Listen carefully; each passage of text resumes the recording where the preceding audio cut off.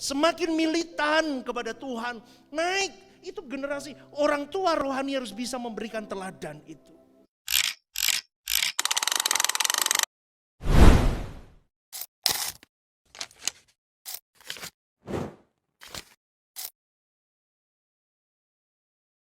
Selanjutnya, Daud puas akan Tuhan dan hidupnya sendiri, dia puas juga, dan Tuhan juga puas dengan hidup Daud. Ini loh kuncinya. Daud puas dengan Tuhan itu sendiri, Daud juga puas dengan hidupnya, Tuhan juga puas dengan hidup Daud. Poin yang kedua, coba. Next. Yang saya kasih warna hijau. Ini kunci yang kedua. Kenapa Daud puas dengan hari-harinya?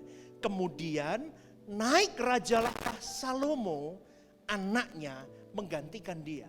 Itu kunci yang kedua. Kenapa Daud puas? Tadi dia penuh kekayaan, penuh kemuliaan. Yang kedua, dia melihat anaknya Salomo menggantikan dia. Bagian lain yang membuat Daud memiliki hubungan yang puas dengan hari-harinya adalah ketika Daud melihat di mana ia melihat anaknya sendiri naik tahta menggantikan dia. Ini berbicara tentang hal mewariskan. Kehidupan yang mewariskan kepada generasi di bawahnya. Apa yang kita bisa petik dari ini, saudaraku? Daud mencetak generasi yang cinta Tuhan. Kita sebagai orang tua, kita harus bisa mencetak generasi yang cinta Tuhan.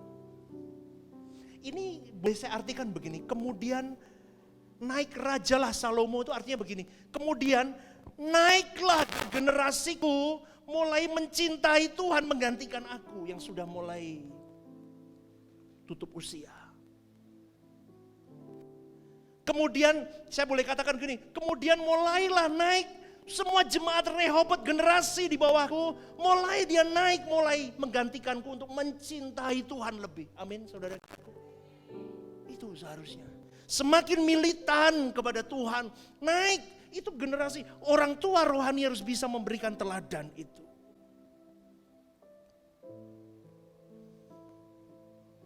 Daud mencetak generasi itu. Dan Daud belajar mewariskan kehidupan spiritualnya kepada generasinya. Saya mau katakan begini, saudaraku. Perjalanan kehidupan itu bukan berbicara tentang pengejaran pencapaian sesuatu secara maksimal.